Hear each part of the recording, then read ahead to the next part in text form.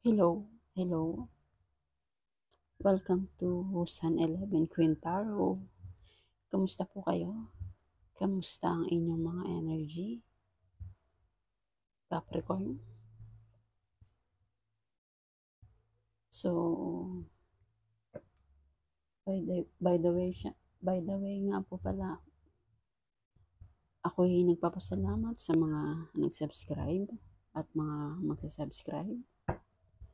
Maraming salamat po sa inyong pagtangkilik ng video at pakikinig ng mga gabay. At sa mga patuloy na sumusuporta, maraming salamat po. At sa mga nagda-like at nagko-comment, maraming salamat po. Malaking tulong po sa akin yan ang mga nagda-like or kahit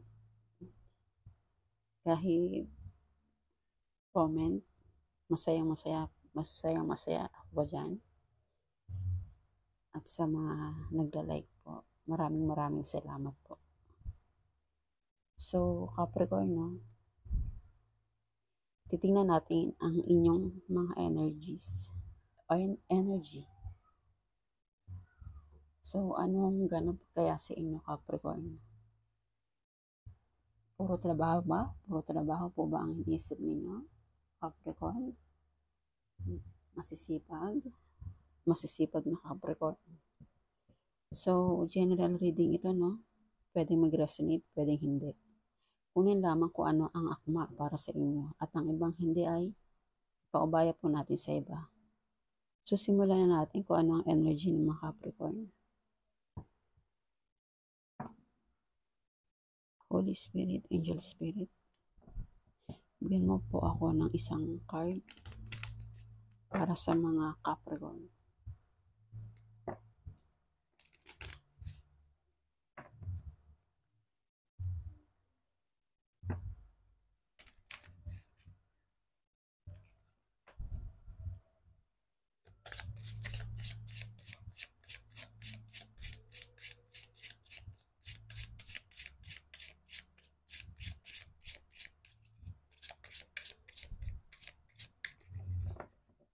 Holy Spirit, isang card po.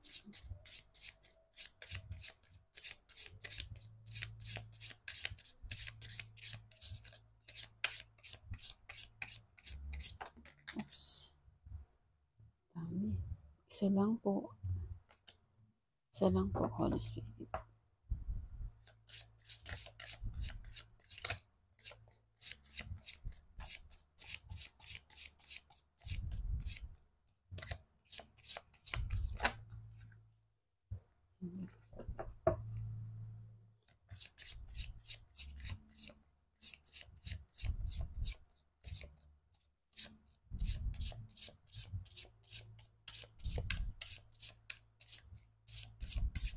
Oops. Thank you. Ito rin siya kanina.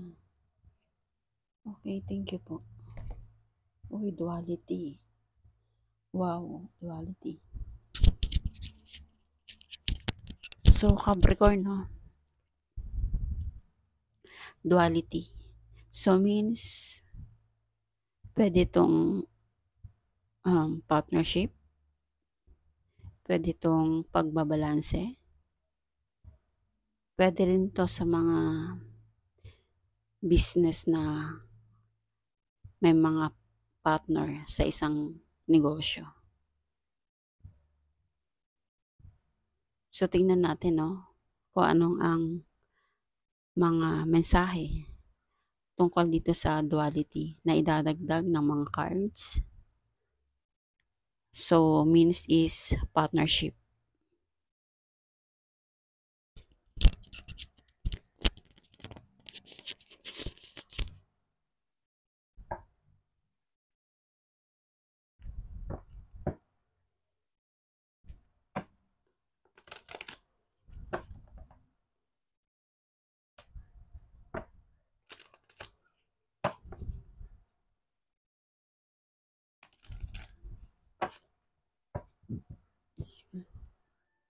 Holy Spirit, Bigyan mo po ako ng mensahe para sa mga Capricorn.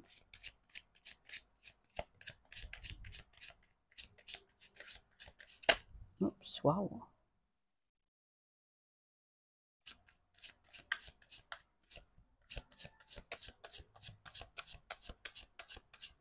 Oops, ay.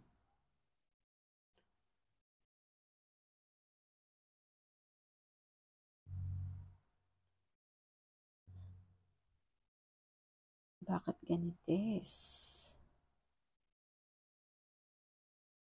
Okay.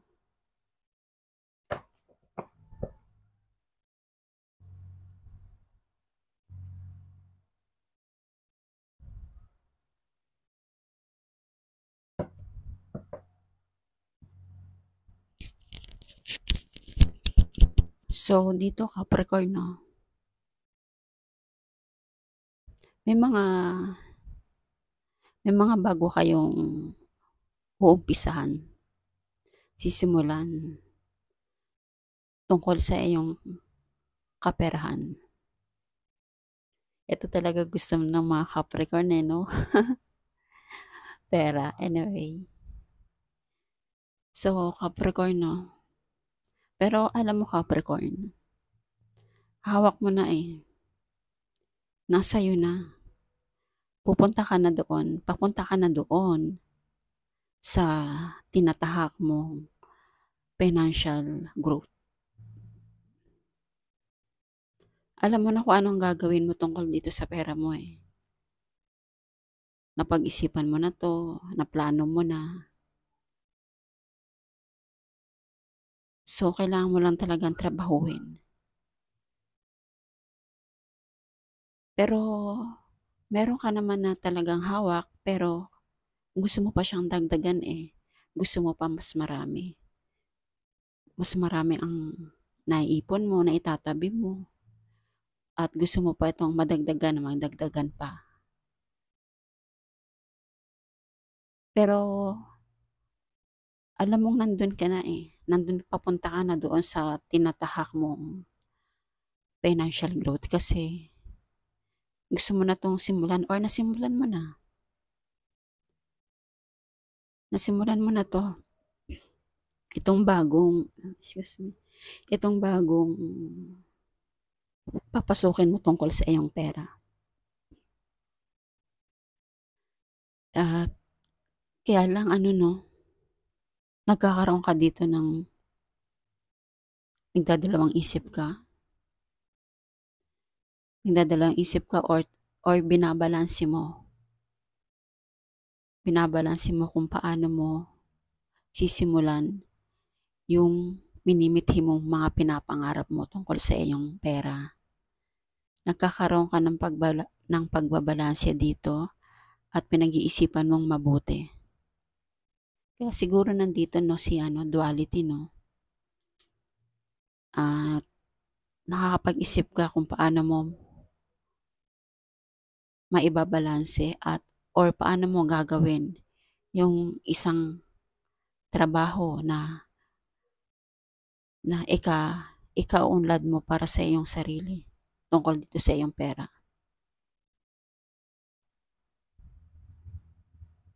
Meron din naman na tao na may mga nagmamahal din sa iyo. Maaaring makakatulong yan sa iyo sa mga plano mo. Kaya kailangan mo siyang pag-isipan at kailangan mong magdesisyon para mabuo tong mga pinapangarap mo. Kung tutuusin, hawak mo na nga po eh. Kumbaga, palalakarin nyo na lang.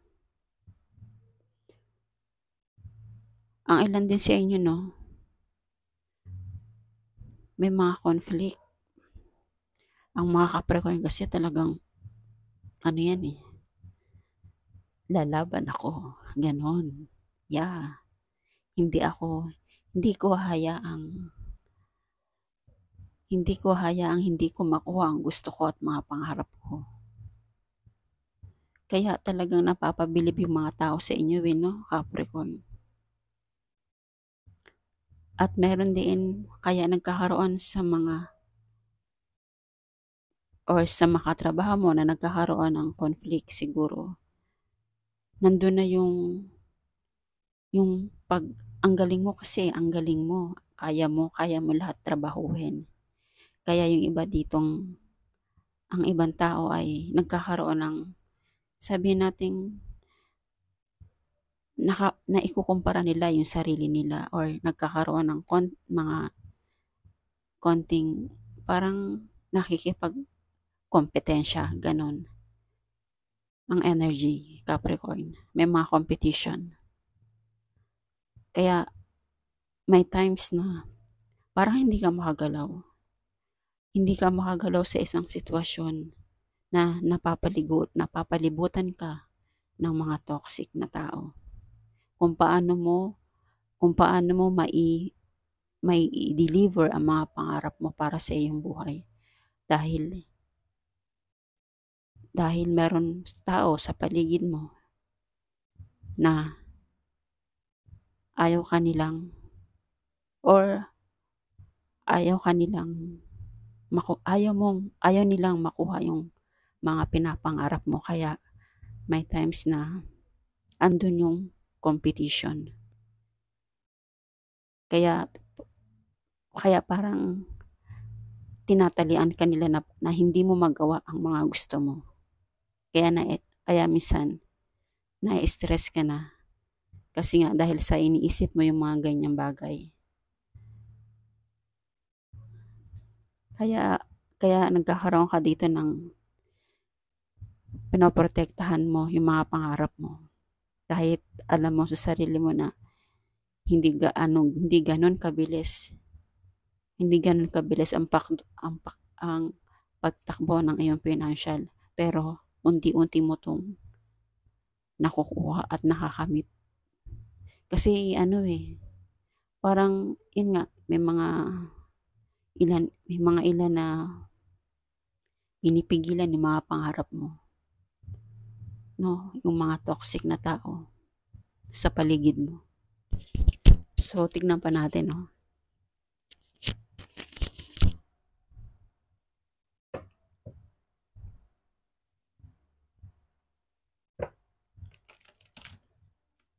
Holy Spirit, Angel Spirit, bigyan mo pa ako ng mensahe para sa mga Capricorn.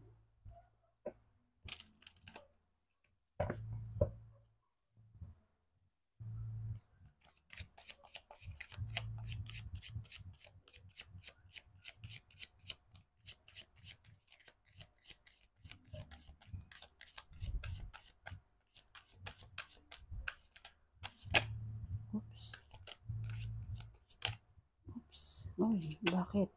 Oops. Anitech.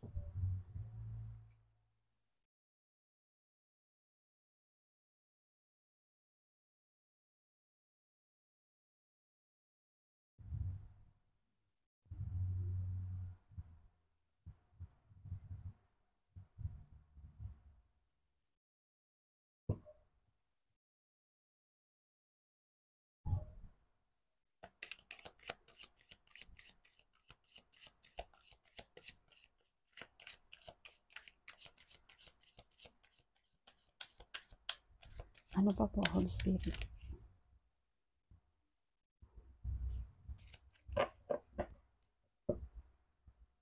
Thank you, Holy Spirit.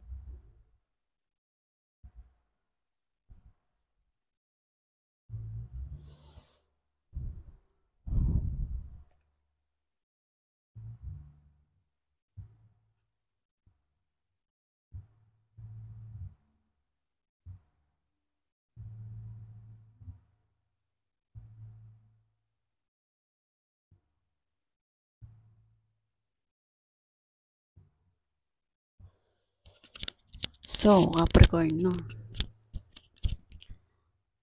Hindi talaga maiwasan ng ganito, no? Parang inggit.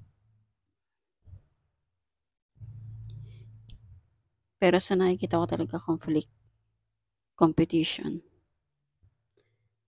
So anyway, Capricorn, itong itong financial mo na sinimulan mo or sisimulan mo.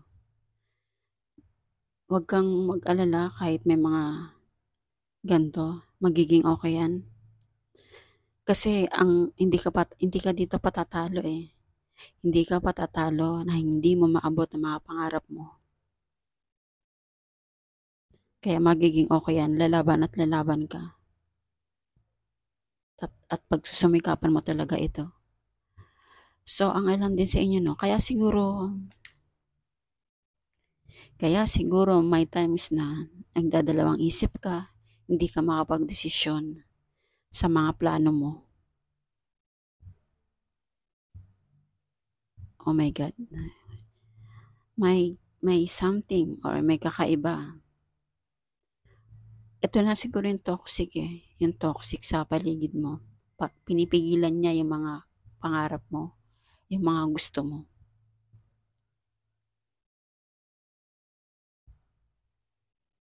No, Capricorn. May times din na kasi siguro ang ilan tao sa paligid mo, no, may mataas ang pride, hindi pa patalo, or pwede rin ikaw to, Capricorn. Mataas din ang mataas din ang pride mo. Excuse me. Mataas din ang pride mo. Ayaw mo rin magpatalo. Kaya nagkakaroon ng competition dito. Conflict. Pero itong mga competition na to, yung nagpapa-stress sa'yo, yung pinipigilan ka sa mga plano mo, ikaw din ang makakagawa ng solusyon dito kasi hindi mo na sila isasama sa iyong mga plano, hindi mo na siya iisipin, hindi mo na ipapasok yan sa mga pangarap mo dahil ang gusto mo na lang dito magkaroon ng relaxation, nakapokus ka, nagiging kalma ka dito, nakapokus ka lang sa pangarap mo. Hindi mo na to iintindihin yung mga gantong conflict at competition at stress. Dahil lalaban ka dito eh. Patutunayan mo sa sarili mo na kaya mo mapagtagumpayan tong mga pinapangarap mo at siguro nga naumpisahan nyo na to eh, Capricorn. I-enhance mo lang ito para mas lalo pang mapagtagumpayan. Kaya lahat yan magiging okay, magiging kalma ka dito. No? At ang ilan din, no, may taong gusto na or may nagkakakara sa inyo or merong gustong taong mag-offer ng pagmamahal sa inyo. Pero sa nakikita ko, more on kayo dito eh. More on work, more on trabaho. Puro financial stability ang nakikita ko dito.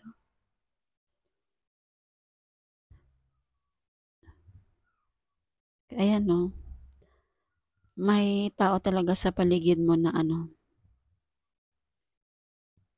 may tao sa paligid mo na ayaw kang umangat or may mga nagagalit or naiinggit sa'yo.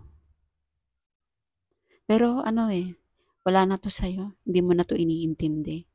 Ang iniintindi mo na lang yung yung paparating na opportunity na darating sa'yo.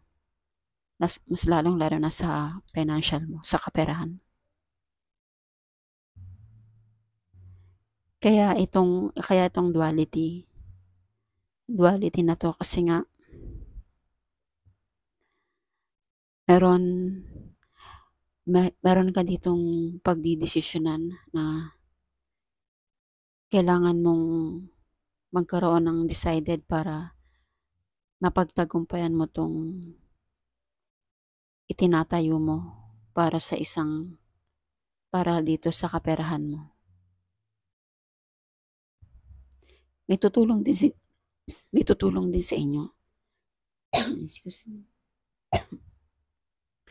May tutulong din sa inyo sa nakikita ko para ma-build mo itong negosyo na tatahakin mo. May mga friends kang tutulong sa'yo.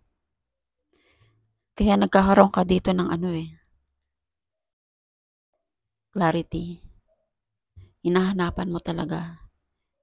Naghahanap ka talaga dito ng kalinawagan para mapagtagumpayan mo tong mga plano mo. At ayun nga, tulad ng sabi ko kanina, hindi mo iniintindi itong mga conflict na to, itong mga naiinggit sa'yo. Hindi mo na yan pinag-iintindi dahil ang gusto mo lang ay nakapokus ka sa goal mo. So, ang ganda Capricorn. Napakaswerte nyo po kasi masipag kayo eh. Napakasipag nyo po at talagang tutok lang kayo kung ano yung pangarap ninyo. So, Capricorn, yan muna sa ngayon. Thank you for watching and God bless. So, wait lang po. Anyway, wait lang po Capricorn. Ang masasabi ko lang dito ay ituloy mo lang yung pagiging kalma mo. Hindi mo iniintindi yung mga conflict sa paligid mo, yung mga naiinggit sa paligid mo. At kahit may mga humaharang sa pangarap mo, diretso ka pa rin. Lumalaban ka pa rin. Kaya lahat magiging okay. So, again, thank you for watching Capricorn and God bless.